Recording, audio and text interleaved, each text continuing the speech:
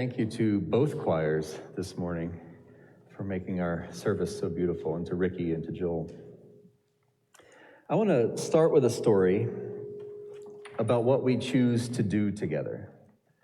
I want to begin with a story from the Acts of the Apostles. It's a story that many of us might not have heard before, but it's a story about how we choose together to serve the world. It goes like this. Now, during those days, when the disciples were increasing in number, the Hellenists complained against the Hebrews because their widows were being neglected in the daily distribution of food. And the 12 called together the whole community of the disciples and said, "It is not right that we should neglect the word of God in order to wait on tables.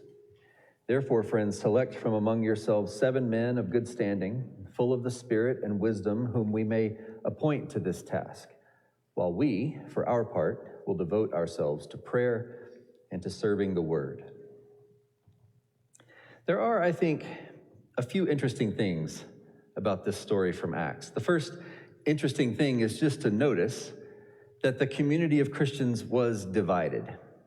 The first thing to notice is that there were factions in this community. And I want to pause there, even though that's not really the point of the sermon I want to preach today. I want to pause there because I think sometimes we have this vision of community as a place that's harmonious and undivided until something goes wrong. We have this vision of community as the kind of thing that's unbroken until it breaks, that's perfect until something makes it imperfect. But here are the disciples. Here are the earliest followers of Jesus gathered into community, as close to the beginning of it all as you can really get.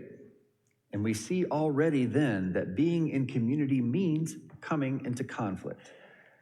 Conflict is not a failure in community. Conflict is not a flaw in community. Conflict does not have to mean brokenness in community. Conflict is simply the way community is.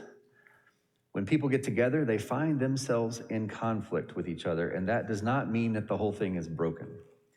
The conflict is evidence that the people in the community care enough to care.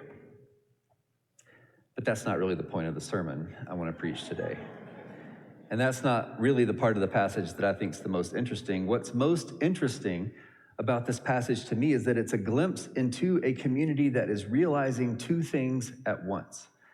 And the community is realizing those 2 things in real time in this story.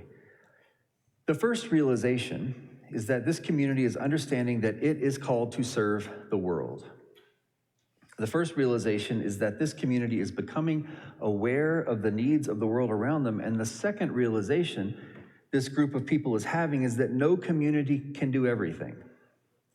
The second realization is that they will need to decide together what to do, and therefore also what not to do.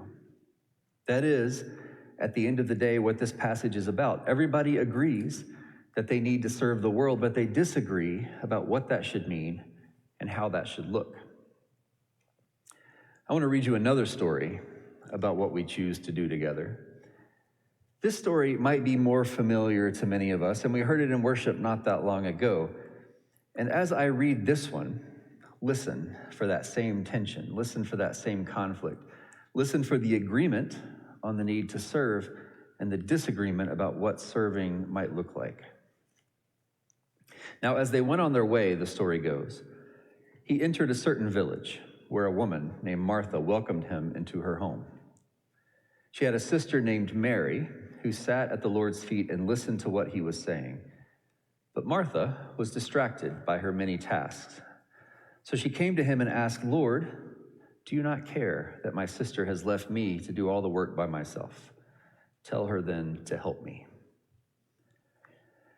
So maybe you noticed the conflict right away. Maybe you noticed how Martha had one vision of how best to serve by staying busy and working the kitchen and tidying up the dust bunnies from the corners. And maybe you noticed how Mary had a different vision of how best to serve, a vision of serving with her attention and her devotion, listening to the words of their house guest and hearing what he had to say.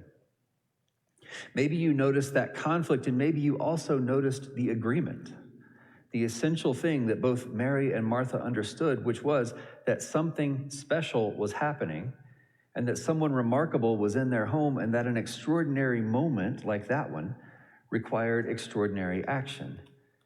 They simply disagreed about what that action should be. Near the beginning of the pandemic, I was in a long-term workshop series. This was a workshop series with the faculty at the Isle School of Theology where I teach, and I think we were supposed to meet once a month starting in January of 2020 for 6 or 8 months or something like that. We met 3 times, I think, in January and February and March, sitting in a big room together, and then you can probably guess what happened in April. We met for the rest of our sessions over Zoom, locked down in our houses. I think for that reason, I remember parts of that workshop series more clearly than I might otherwise have remembered them, because those sessions were so much a part of the weirdness and scariness of that moment. The workshops were led by a man named Stephen Lewis, and they had to do with organizational effectiveness. They had to do with strategic planning. At a place like Iliff and at places like First Plymouth, it feels like we are forever planning something. It feels like we're forever discerning something. We're always discussing our programming at Iliff and at First Plymouth. We're always asking about our purpose. We're always discerning our vision. And here's the big one, we're always figuring out our mission. Even if we just figured it out, even if we just wrapped up some big process of discerning our mission, it's time to think about the mission again, right? That's just how it goes. And so we met with this man, Stephen Lewis. We met first in a big room and then on Zoom, and for 6 or 8 months, we talked about mission. Here at First Plymouth, I think we use the word mission in at least 2 different ways that are worth distinguishing from each other. We use mission to talk about who we are and why we are here. We use the word mission to describe our reason for being and our purpose in the world. And we also use the word mission to talk about specific actions we take in the world to live out our commitments and our values. We use the word mission to talk about things we choose to do together to serve the world. We have at least those 2 ways of using the word mission to talk about who we are and to talk about how we decide together to live out who we are in the world. About halfway through one of the Zoom sessions, a couple of months into the pandemic, that facilitator, Stephen Lewis, he said something that has stuck with me ever since as a way of thinking about who we are and how we live out who we are and what those 2 things have to do with each other. He said the question for any organization cannot be, what can we do? Because the answer will always be too big to be meaningful. The question for any organization certainly should not be, what have we been doing? Because our actions in the past might or might not have any relationship to the people we are right now and the community we want to be in the future. The question for any organization must not be, what is everyone else like us doing? Because we are not everyone else. We are us. The question for any organization, he said, the question is, what is the work that only we can do? What is the work that only we can do? I think that is a good question.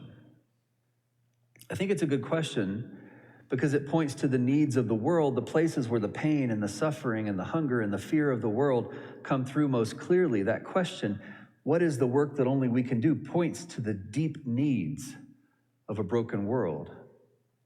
And that question also points to our sense of ourselves and our sense of who we are and who we want to be. That question, what is the work that only we can do? It helps us ask how our special place in the world, how our particularities and capacities and our commitments and our values give us the chance to intervene in the brokenness of the world in a way that no one else could.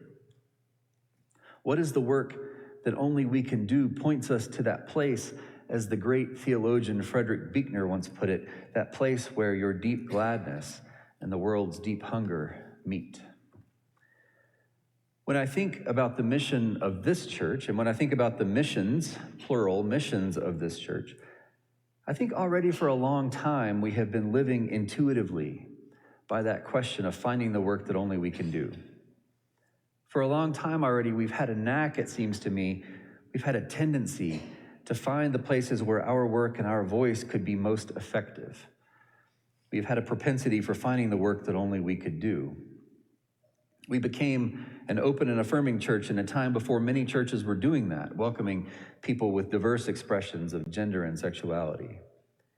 We became a wise congregation and a creation justice congregation the same way, leading the way at a time when religious voices were both rare and necessary in conversations about mental health and care for the planet.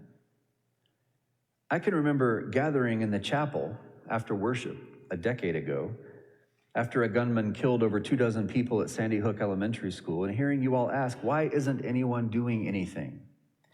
And what is it that we can do? And from that moment came a mighty mission of advocacy and protest that arguably only communities of faith like this one could have done. I could go on. We could talk about the way we've welcomed migrants and refugees at a time when it seems that all anyone wants to do is exploit them for labor and then ship them off somewhere else. Or we could talk about the way this church has begun to wrestle with race and ethnicity in a way that only historically and predominantly white churches can do, and that vanishingly few predominantly white churches do very well. This church has a knack and a propensity for asking about the work that only we can do, in a history of then undertaking that work with courage. But, as I said earlier, we're always planning, we're always discerning, we're always asking about our purpose and our mission. If it feels like that's a conversation we are always having, it's because we are always having it, and it's a conversation we must always be having. Every new moment requires us to ask, what is the work that only we can do? Not long ago, I did some consulting for a small UCC church in a small town in a nearby state.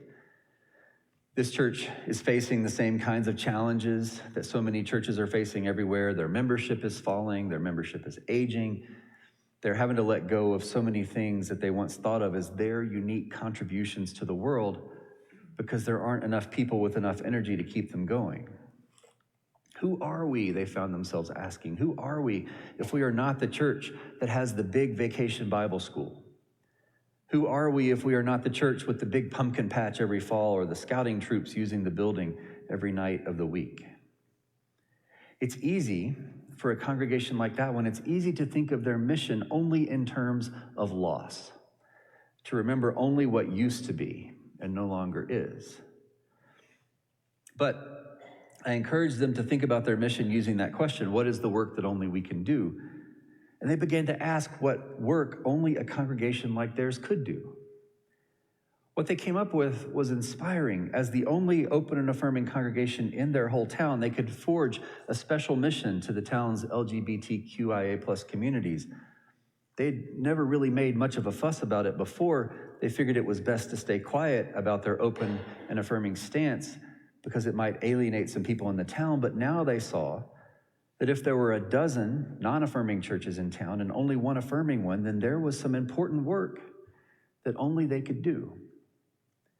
They were an aging congregation, which had led them to think about their mission in terms of the limitations they faced, things they used to be able to do that they could not accomplish anymore.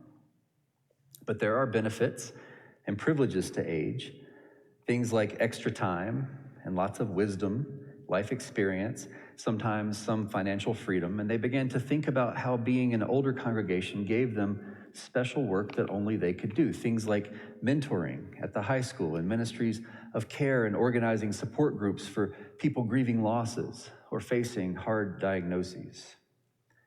That congregation started to reimagine themselves and their mission around that question, what is the work that only we can do? And they found themselves dwelling less and less on what they used to be able to do and more on the places where they were being called into new ministries and new missions in the world. I want to read one more passage from the Bible this morning, a really short one. It comes from 1 Peter, which is a letter that we very rarely hear from in worship. 1 Peter comes from the second generation of Christians, most likely, long after those early days that we saw in that passage from Acts. And in some ways, 1 Peter is a letter that's addressing the needs of a community that's moving into a new phase of its life. Just like that church I was telling you about, and maybe just like this church, the church in 1 Peter was changing, and it was reassessing its mission in light of those changes. And into that change, into that reassessment of mission, the author of 1 Peter writes this. It says, serve one another with whatever gift each of you has received. Serve one another with whatever gift each of you has received. That, I think, is another way of saying, do the work that only you can do. We are always choosing together how we will serve the world. We are always discerning where and how we are being called into the world's great needs. There is much to be proud of in the ways we have met the world's deep hunger with our deep gladness in the past. And it is always time to ask ourselves where we are being called to serve the world. Every new moment requires us to discern. Every new moment requires us to determine. Each new moment requires us to decide and to choose together how we will live out our mission, how we will put actions to the things we say about ourselves. And that makes today a good day to ask ourselves, what is the work that only we can do?